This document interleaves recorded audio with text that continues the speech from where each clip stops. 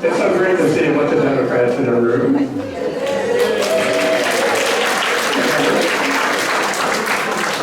All right, we've got a good program today, and we'll get started right after the Pledge of Allegiance. Please stand secure.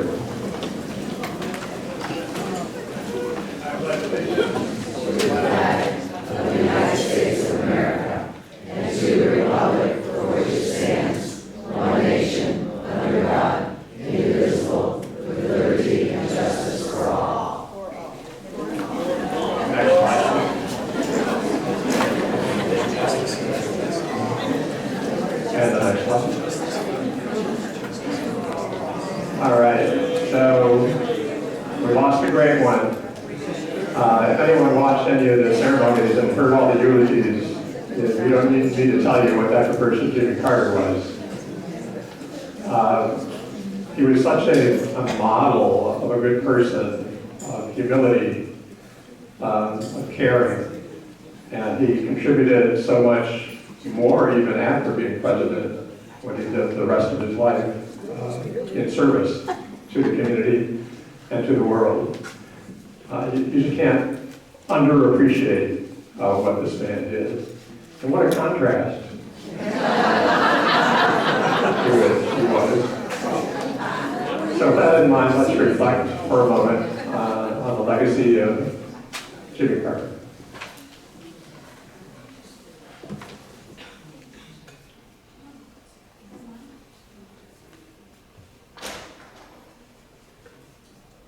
Thank you. Next slide, please. Those of you who have heard me speak throughout the meetings understand that I sometimes like to have a little thread that follows through, a little narrative story that goes through the entire presentation. So today's theme is hope. And along with hope, which is the countervailing thing to fear, is the idea that with hope comes the need for action.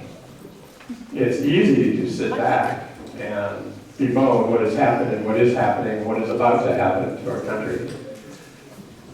And you have the right to feel that way. Certainly I've had my moments. But at some point, we each of us individually need to decide, what are we going to do about it? Right? So the idea here is, hope is the antidote to fear, and hope needs action. So as we go through the program today, just keep that theme in mind, because you're going to hear a bunch of speakers who will talk about those things in a variety of ways. And I hope you leave here with some sort of sense of purpose as a way of getting over the fear of what's going to happen, and instead fighting that fear and fighting the things that we know we cannot stand to happen to our democracy and to our communities and to our laws and to our institutions. And that takes courage. Hope takes courage and a willingness to believe that any small action can help make a difference and change things for the better. So, in that vein, let's get started. Next slide, please. This is African American History Month. It is the time when we talk about what has gone on in this country and what needs to be better still, and to reflect on people who gave us hope and gave us leadership in times of great crisis and at great personal cost. And one of the ideals of that idea is Dr. Martin Luther King Jr. We're fortunate today that Ash Marwa, when he was campaigning for a House seat, heard a presentation in Hernando County by two of the people who are going to speak to us next. John Price is an activist. He's also been an actor, and he portrays Dr. Luther King. He's done scores of these presentations. Evelyn Foley, his partner here, is the narrator, setting up King's words. And we welcome John Price and Evelyn Foley to the stage.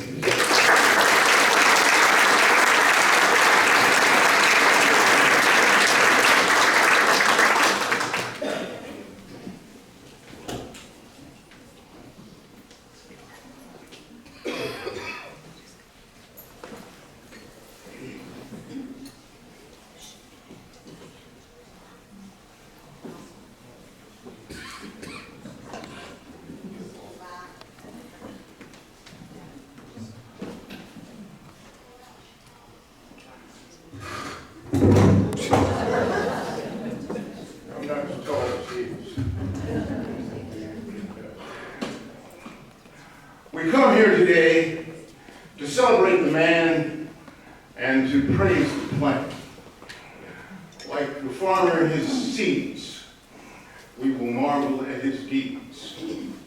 Almost as migratory birds, we are guided by his words.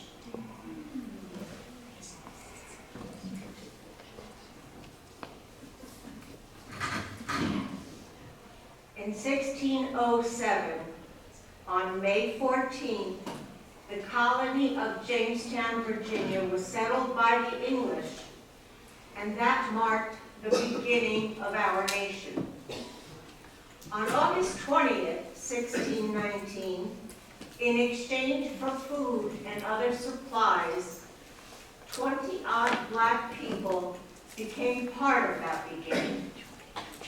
For 244 years, slavery was part of our nation's development. Oh, freedom, oh, freedom, oh, freedom over me. And before I be a slave, will I be buried in my grave and go home to my Lord and be free. The state of Virginia, therefore, is the American mother of slavery. In the year 1963, Alabama had become the hateful, evil offspring of that maternity. On the 344th year, exactly 100 years after the Emancipation Proclamation made slavery illegal, the governor of Alabama, in his inaugural address, proclaimed, "Segregation now, segregation tomorrow, segregation forever." The ultimate challenge to social justice and civil rights had been declared. And once again, Martin Luther King Jr., now the de facto leader of the movement, would engage the forces of hatred in Alabama 7 years after his crowning achievement in the bus boycott of Montgomery, Alabama. From a jail cell in Birmingham, in response to 12 of his fellow clergymen, Martin wrote, "Perhaps it is easy for those who have never felt the stinging darts of segregation to say, wait. But when you have seen vicious mobs lynch your mothers and fathers at will, and drown your sisters and brothers at whim, when you have seen hate-filled policemen curse, kick, and even kill your black brothers and sisters, when you see the vast majority of your 20 million Negro brothers smothering in an airtight cage of poverty in the midst of an affluent society, when your tongue suddenly becomes twisted and your speech stammering as you seek to explain to your 6-year-old daughter why she can't go to the public amusement park that has just been advertised on television, and see tears welling up in her eyes when she is told that Funtown is closed to colored children, and see ominous clouds of inferiority beginning to form in her little mental sky, and see her beginning to distort her personality by developing an unconscious bitterness toward white people. When you concoct an answer for a 5-year-old son who is asking, "Daddy, why do white people treat colored people so mean. When you take a cross-country drive and find it necessary to sleep night after night in the uncomfortable corners of your automobile because no motel will accept you. When you are humiliated day in and day out by nagging signs that read white and colored. When your first name becomes nigger and your middle name becomes boy, however old you are, and your last name becomes John, and your wife and mother are never given the respected title of Mrs. When you are harried by day and hallowed by night by the fact that you are a Negro, living constantly at tiptoe stance, never quite knowing what to expect next, and you are plagued with the inner fears and outer resentments, when you are forever fighting a degenerating fear of nobodiness, then you will understand why we find it difficult to wait. There comes a time when men are no longer, when the cup of endurance runs over, and men are no longer willing to be plunged into the abyss of despair.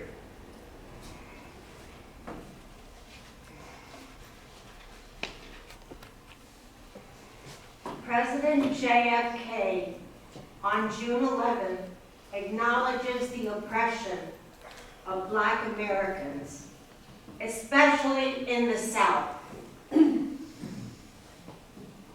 He proposes a civil rights bill.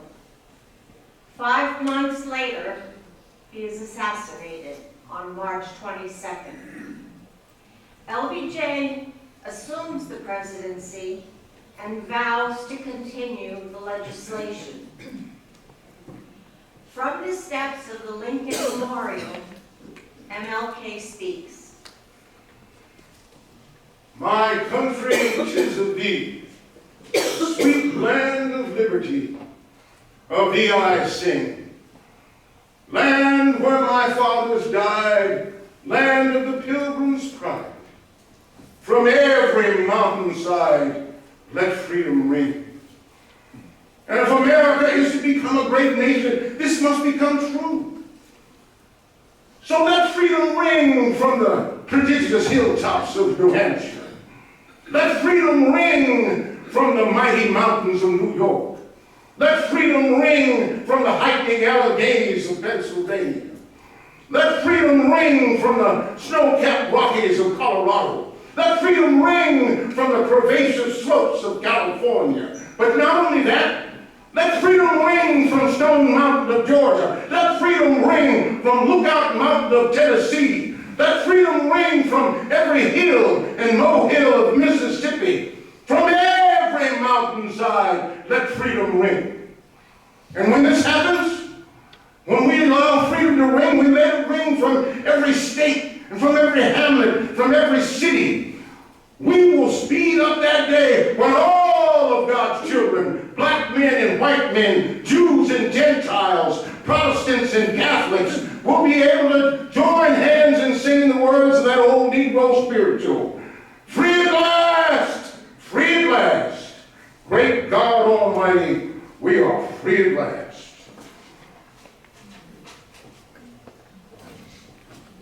Early in the 12-year social justice journey of Martin Luther King, on his first trip north, he prophetically stated the plan.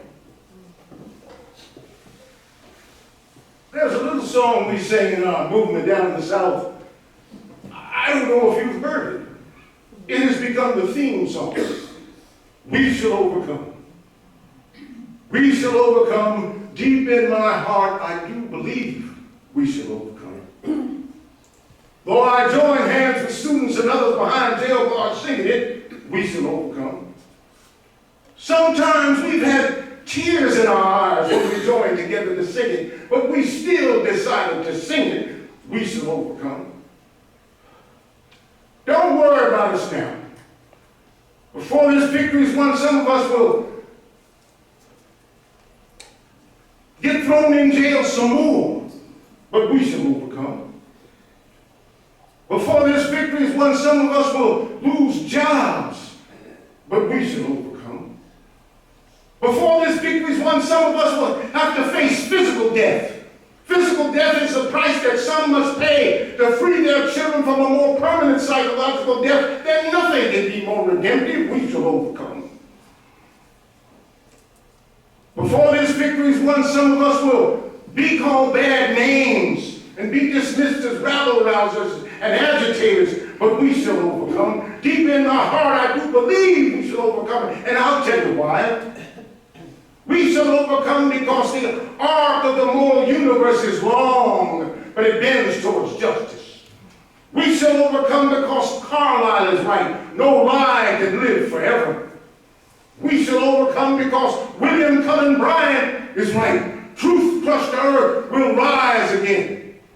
We shall overcome because James Russell Lowell is right. Truth forever on the scaffold, wrong forever on the throne. Yet that scaffold sways the future.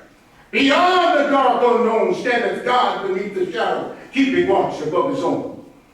We shall overcome because the Bible is right. Ye shall reap what you sow. Deep in my heart, I do believe we shall overcome. And with this faith, we will go out and secure the counsels of despair, bring new light into the dark chambers of pessimism. We will be able to rise from the fatigue of despair to the buoyancy of hope, and this will be a great America, and we will be the participants in making it so. And so as I leave you this morning, I say, walk together, children. Don't you get weary. Going to be a great camp meeting in the promised land. We shall overcome. We shall overcome. We shall overcome someday. Oh, deep in my heart, I do believe we shall overcome someday. We'll walk hand in hand. We'll walk hand in hand. We'll walk hand in hand. We'll walk hand in hand someday. Oh, deep in my heart, I do believe we shall overcome someday. The journey has been long, the load heavy, the obstacles many, and we continue to overcome. This ends our program. Thank you all for coming out.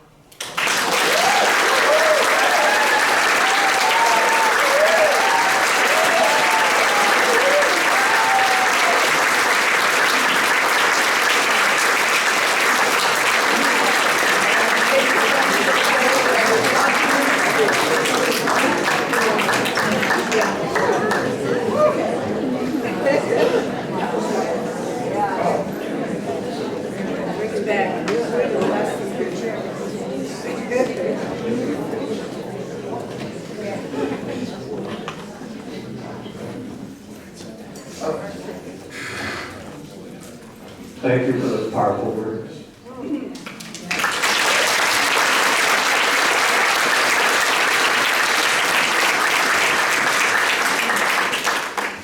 There are numerous Martin Luther King activities in Sumter, Lake, and Marion County. I'm going to put a couple slides up.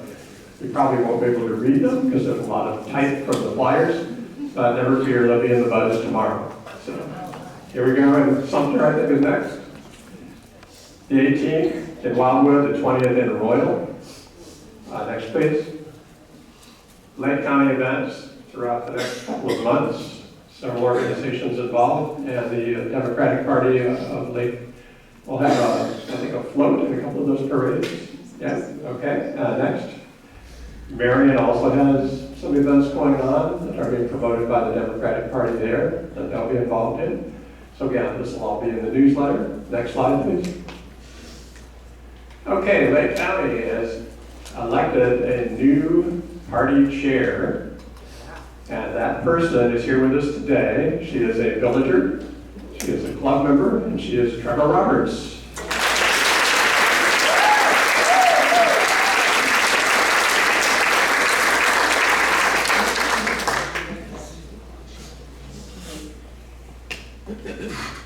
Good morning, Democrats. I love how I get to say that. So thank you for letting me do that here. So yeah, as he said, I'm the new DEC chair, the Democratic Executive Committee, which means the party of Lake County. Now, I love my position because he has just inspired you, she has just inspired you to reach into your deepest recesses of hope and believe, because we're in this moment following this election that we need to reach into ourselves and say, what are we going to do? Are we going to go away and give way to the authoritarian tendencies that are coming up? I say no. I say welcome to the resistance. We are going to resist. We will overcome as well.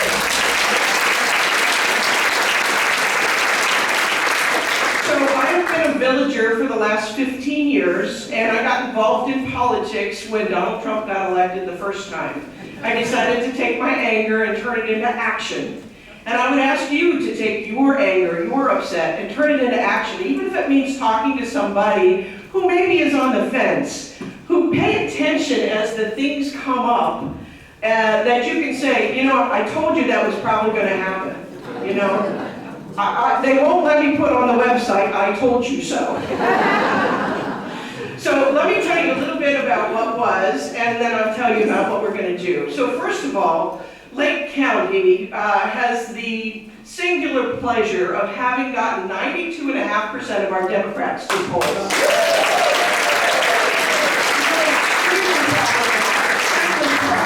We were the third best in the state, and the other two that were ahead of us had less than 3,000 Democrats to get out.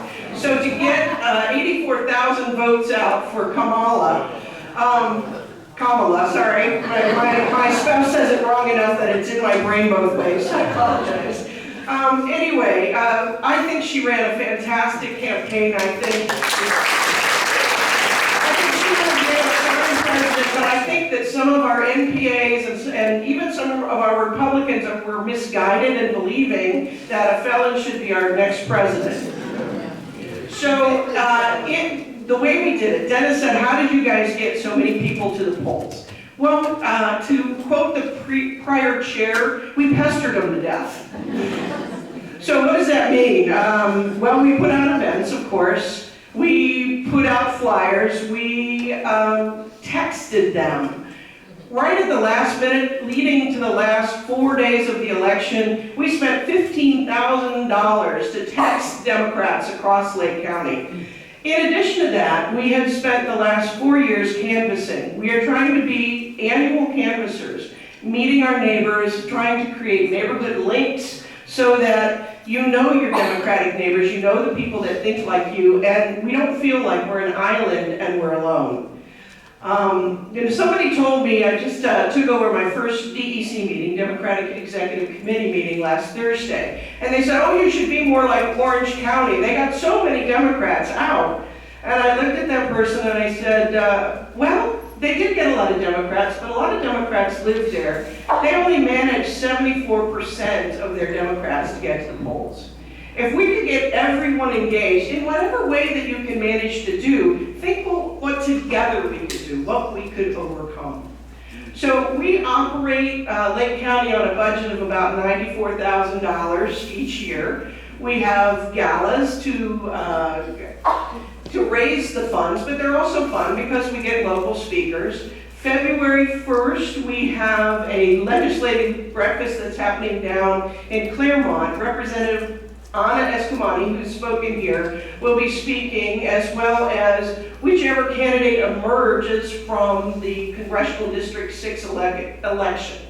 For Lake County and 5 other counties, we have to replace Michael Walsh, who's going up to Trump's cabinet, and we have a special election. So we feel like we have a special opportunity to maybe grab a seat when the voters are not thinking about voting.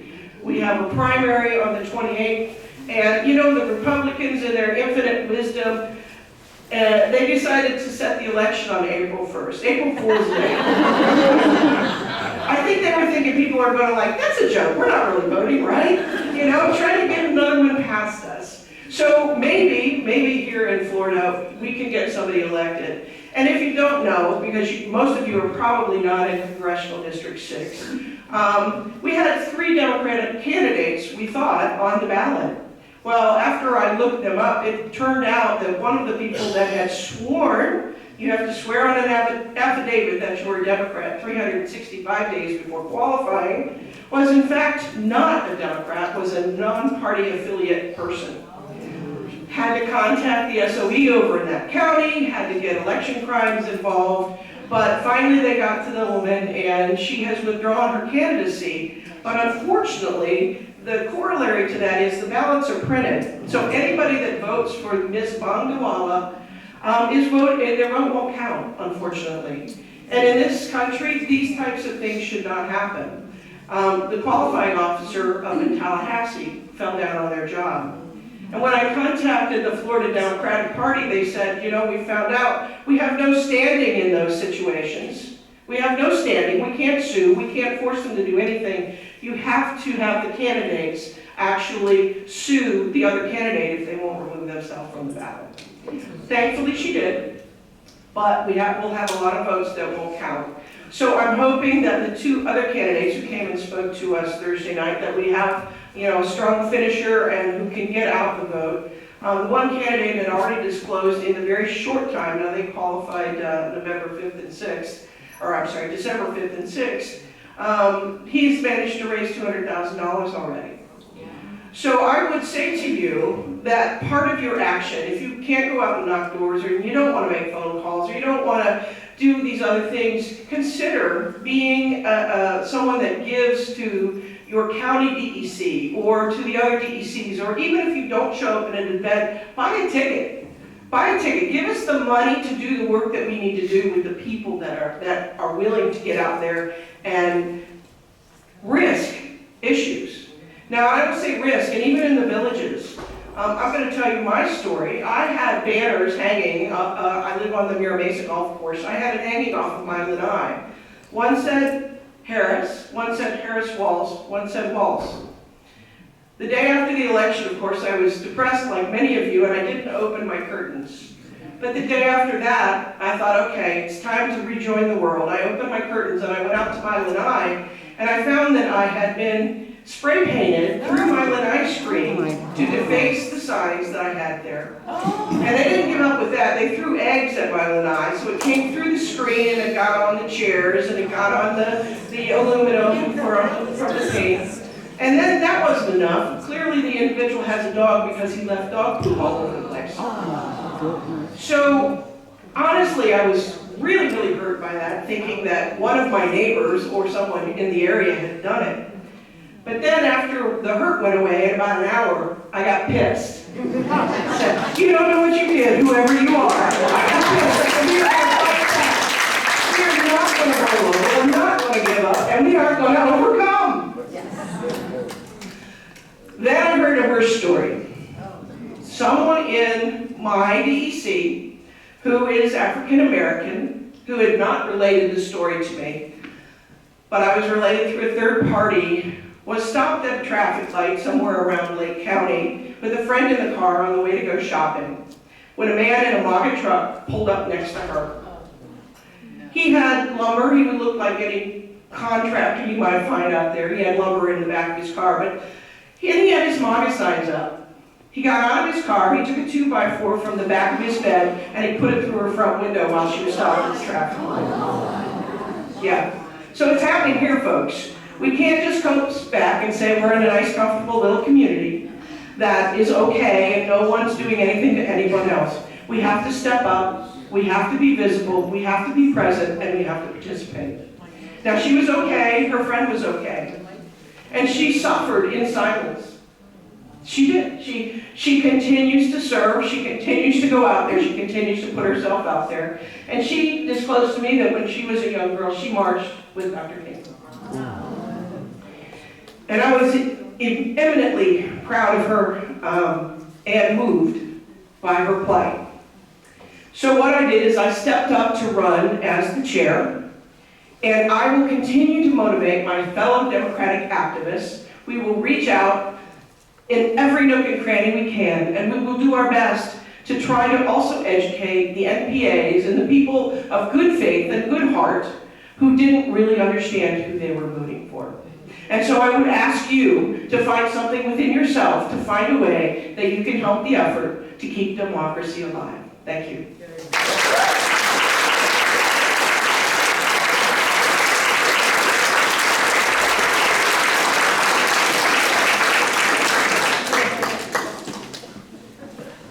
Thank you, Treva. Well, we're not going to play Can You Top This, but the Sumter TVDC has to be up next and say what they're doing. So next slide. And there it is. How about that? Like magic. Please welcome Chris Anderson.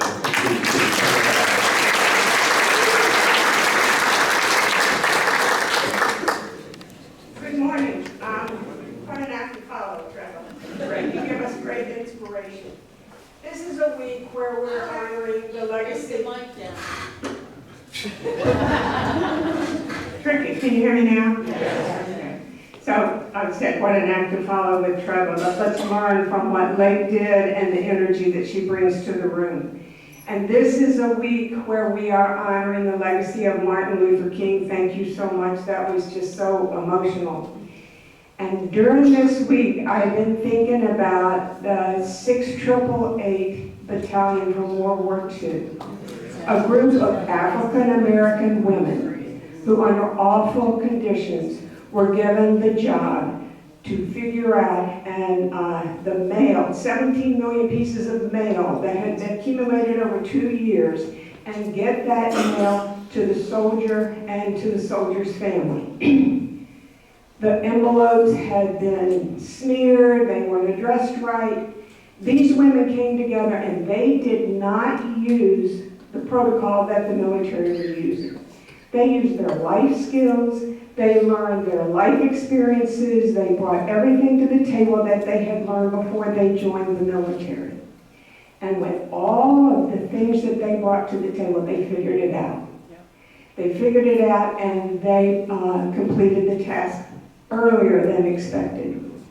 I look at all of you and I look at all of the things that you all have done in your previous life before you came to the villages. In your jobs, in your life, raising kids, being in organizations, everything that you've done. We need you to come to the table with us and figure out how to push back against what's going to happen with this new administration. We need you to come and help us. We need to be creative just like those women were, because together we can figure this out. And so on Tuesday, we are having 3 information sessions. We've already had one in December. We're going to repeat it again on Tuesday. One is at 10, one is at 2, and one is at 6. And I've got little cards over here that you can pick one up, scan the QR code, and then you'd be registered to come. We also are going to put it in the buzz. We are going to keep doing this to bring people together so we can hear from you all, from things and ideas that you have of how we go forward to push back. We know the Republicans are overplayed their hand. We know they're already doing it. So let's be ready for an answer for the voters. Now, I know some of you just want to put your head under the covers and come out in 4 years and everything will be fine. Well, that's not going to happen. We got to come out from under the covers. But if while you're under those covers, you'd like to do something, it's important that we communicate with our elected officials. How do you feel about the things that they are doing? Now, are we going to change their votes? Are we going to change our senators' votes or Trump's what he's doing? No, maybe not, but they will know we are watching. And we know what they're doing, and we're going to be sure the voters know. So a few years ago, we did a program called ResistBot. It was created back for the 2016 election. It's a very easy way to quick and easily send a message to your elected officials. So Kim Russell is over here at our table. She's having that program up. She has a handout if you would like to take it and do it on your own. But she is also having a drop by at the office on Monday at 3 and Wednesday at 3, where she will walk you through how to do it. You do it on your phone, you do it on your iPad. It's very easy. You could send a message to both of your senators and the president in maybe a minute. That's how quick it is. So that's something you can do. But now you're still under the covers. We have something else you can do. It is important that we get Barbie Hardin Hall on the ballot without her having to pay the qualification fee. So we have, over here, we have clipboards with her petition. We also have vote by mail forms. The Republican legislators in Florida said, oh, these Democrats are voting by mail, we gotta make that hard. So what they did was they make us, after every general election, every even year election, the next year we have to re-enroll. Well, you know what? You put something in our way, we're going to go right through that barrier and get it done. So if you are not enrolled, in vote by mail, then come by and get one of those forms. If you've got somebody at home or your neighbors or you want a bunch of them to take to your friends, we'll give them to you. That's no problem. So I go back to what Dennis said on the first slide, which is so good. Hope is the antidote for fear, and hope needs action. So let's take action. Thank you.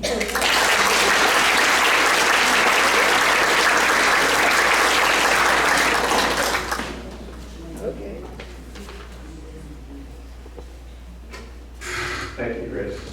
So it's not just the party organizations or clubs like ours and the Women's Club and others who are doing things. There's a local group called Woke Nation Florida. And one of its leaders, Dee Melvin, is here to talk about what they're going to be doing.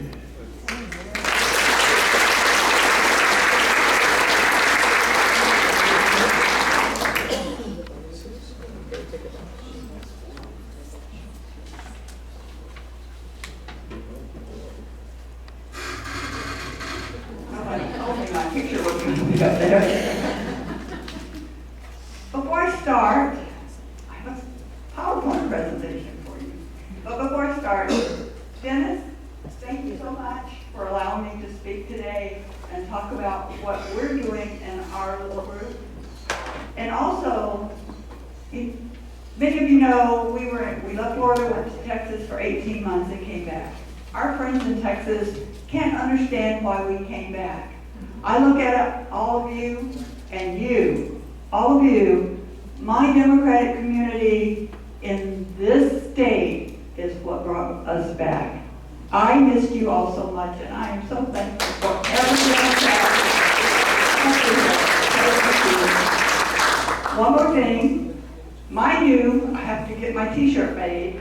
My new slogan is, resistance is never futile. So do something. And so going forward, that is my mantra, is in my mind every day that I think about what's going on.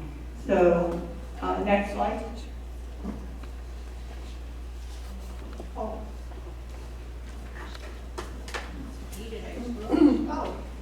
so the slide is different. I didn't recognize it. So I'm not sure how much difference there is. So we'll go from there. For those of you who didn't hear me speak when I spoke before, this group, Woke Nation Florida, we had to put Florida on it because there was already another Woke Nation and they couldn't have two of them. We are chartered under, or organized under Red, White, and Blue. I know many of you know who that is.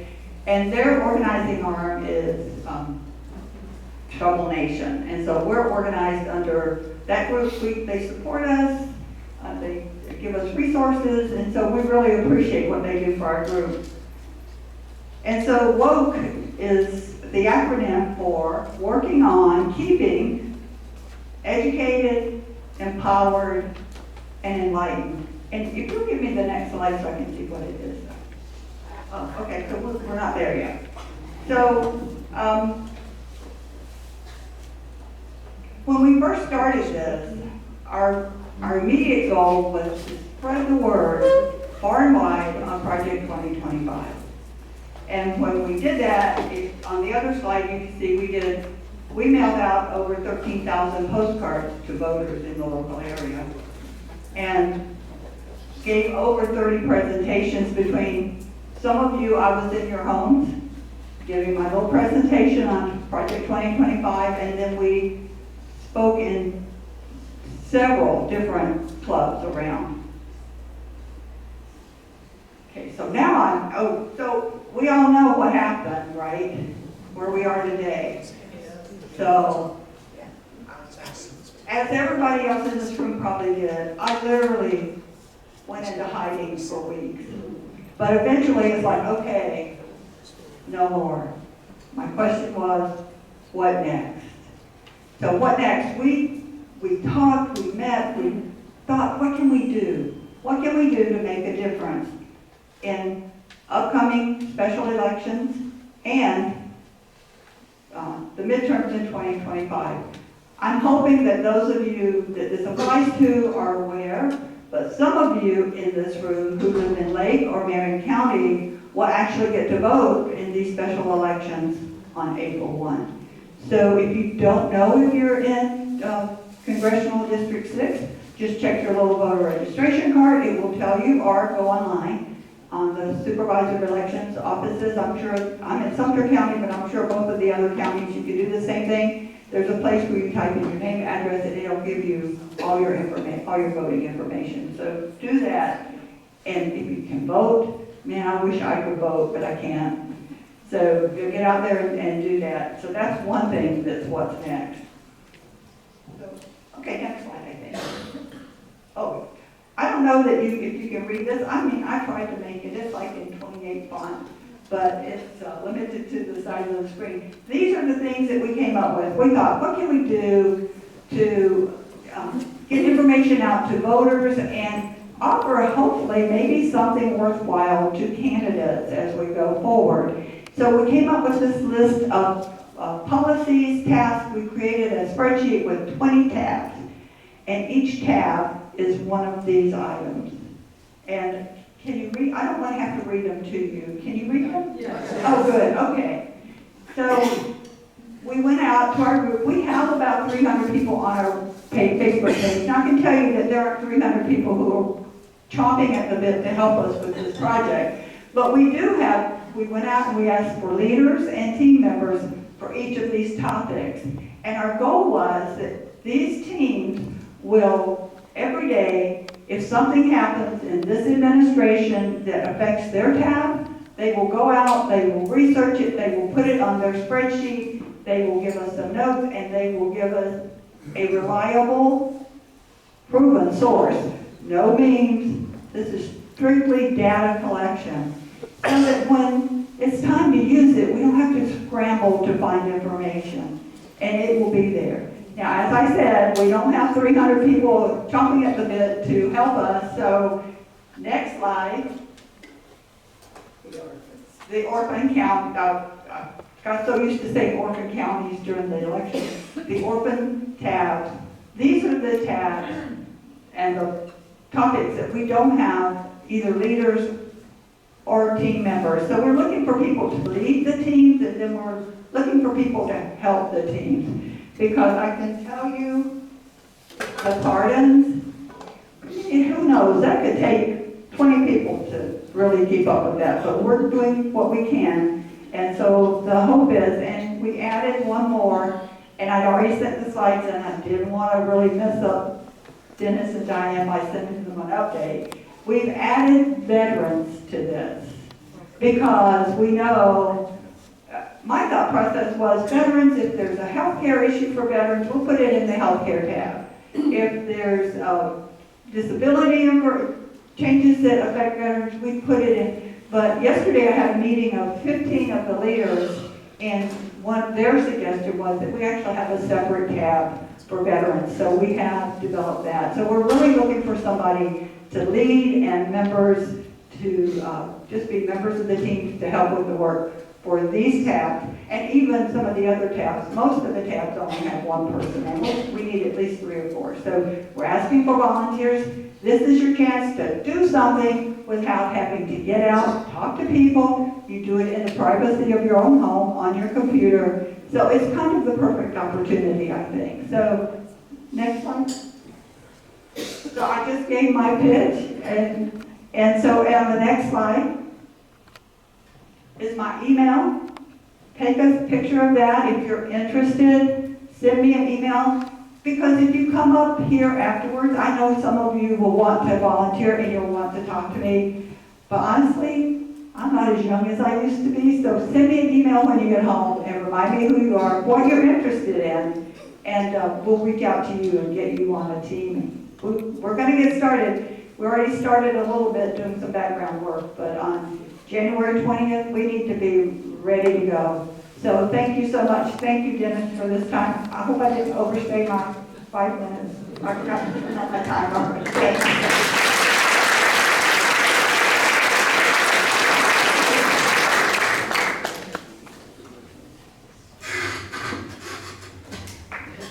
I think I'll sing the Monster Mash. Okay. Thank you. Next slide there. Leave that up. So our map maker extraordinaire, Bill over here, Knudsen, took some information. I added a chart about the various marches, the people's marches coming up on the 18th, the big one, of course, being in Washington, D.C. And he plotted all the places in Florida that we know about that are having events. So if you want to go to a more local march rather than go to Washington, D.C., here they are. And just make note of where those cities are. We've been checking with Orlando. I don't think they have an organized event yet. They've been trying, but I don't think they've succeeded yet. So that would be obviously the closest one for us in a big city. But again, in the sort of realm of do something, let's get on our feet and do things. This is another opportunity. Okay, hold on for the next slide. I have to look something here. Okay, let's see. Oh, yes, next slide. Okay, so we had about 1,660 members at our peak, and it's renewal time, so we know that people are busy and sometimes they just don't get around to it. So we've extended the renewal period to January 15. I hope that you will re-up, because we'd like all of you back. As of today, we have 1,110 people who are members of the club, still by far the largest club in the state. And what we're hoping is that the other 500 of you who haven't yet gotten around to it, and any new people who want to join will come on board. So here's where the grace period is, till the 15th. If you do not renew by the 15th, then it's sort of a pain in the butt for you, because you have to re-up as if you're a new member, and you also don't get the newsletter, and you don't get the ticket to the monthly meeting and all that. So if you haven't done it yet, just avoid that sort of pain by rejoining. You can do so here or online. All right, now, before we go to the next slide, this is the meeting where, by our bylaws, we have the slate of people running for the next board. And someone was making fun of April 1st earlier. That's the day that the new board takes office too. So April Fools, you get a new board. So the nominating committee has presented a slate of officers. So I'm going to introduce the candidates to you. Their pictures and a little bit about them will be in the buzz, and we'll bring them up in February to talk to you a little bit if they want to address questions or tell you what they're all about. Today it's just sort of show who they are, and I think many of them are in the crowd, so you can stand and be acknowledged. And unlike last month, I won't ask you to hold your applause to the end. If you see a person you like to cheer them on, because they're running for your board. Okay, I think we're going to start with the old faces people who are currently on the board who wish to stay on the board. So next slide, please. Oh, Lord. Sorry. How did that get in there? Probably cat died like 3 years ago, didn't it? Oh my God. Okay, next slide. There we go. We'll vote at the March 8th meeting. Only people who are here in the room who are members of the club can vote at that meeting. And so it'll be a secret ballot, and that's the deal. So we'll keep you informed through a newsletter, etc. Next slide, please. Okay. Bill Newsom, who is currently a director, is the candidate presented for president of the club. Bill?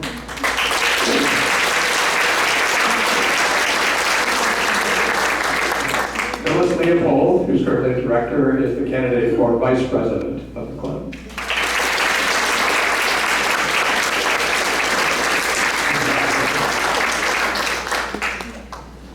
Next slide, please. Amy Shaw is here. She's your parliamentarian, and she wishes to remain a parliamentarian, but she will also have on the program. Ash Marwa.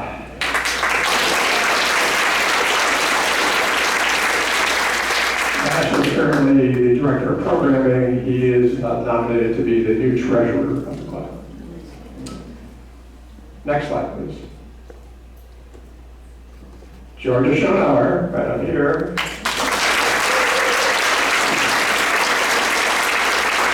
Georgia wishes to remain the director of membership. And Susan Houston. I think she came in and had to come up. Okay. Susan Houston is your director of hospitality. So some old faces hoping to stay in the same place, some going on to new responsibilities. Now the new folks. Next slide, please. We have Patty Rasdall London. I think she's here. There she is.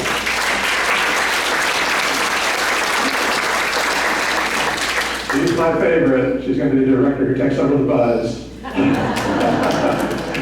She will be your newsletter editor. And Kathy Hoover.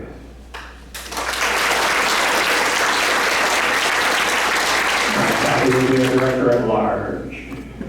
Next slide, please. All right, there's Harold Kramer.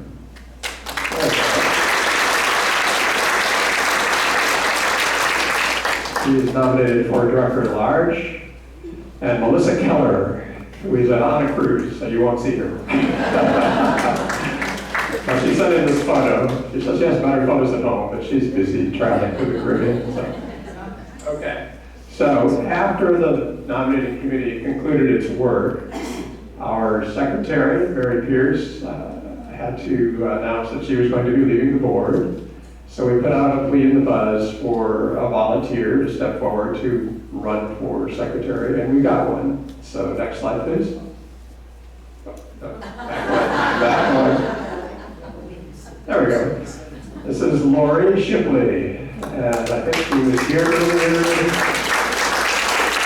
She's involved in that 5K event because she had to run out. She's running around all the time. She's on the Dragon Boat team too, so she's very athletic, unlike most of us. Okay, so she is going to be on the ballot for secretary by our bylaws. The president, Diane, has an opportunity to appoint her temporarily until there's an election. So she is going to become the secretary in the interim until we can vote on her formally to become an officer of the board. So at this time, I want to thank the nominating committee. If any of you are here, please stand to be recognized. Judy Bissett. Allison Firth. Please give them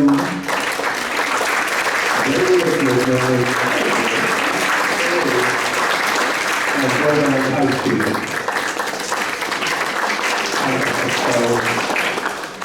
It's sort of a thankless task in a way. You've got to crunch a whole lot of people into interviews in a very short amount of time during the holidays. It's sort of a pain. We need to change the timing probably, but that's the way it had to work this year.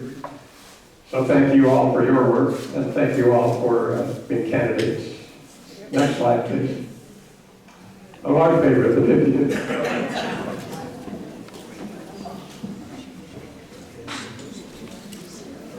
Get out your tickets. There are 2 prizes today.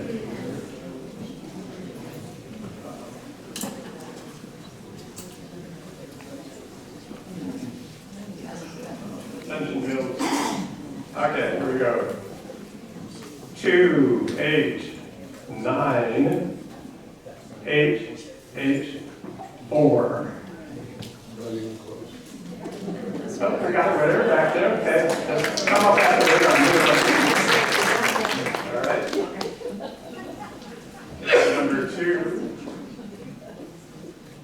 2, 8, 9, 9, 7, 6. There we go. Winner number 2. Okay. Congratulations. Thank you for donating. Money for the food banks.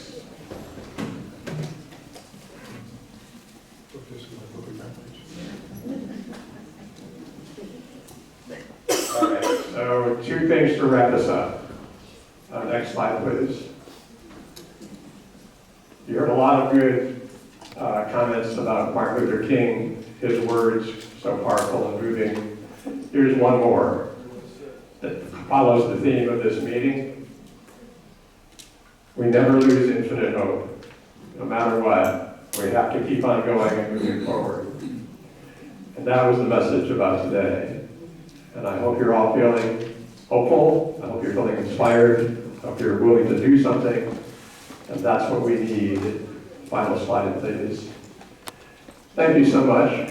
We'll see you all next month.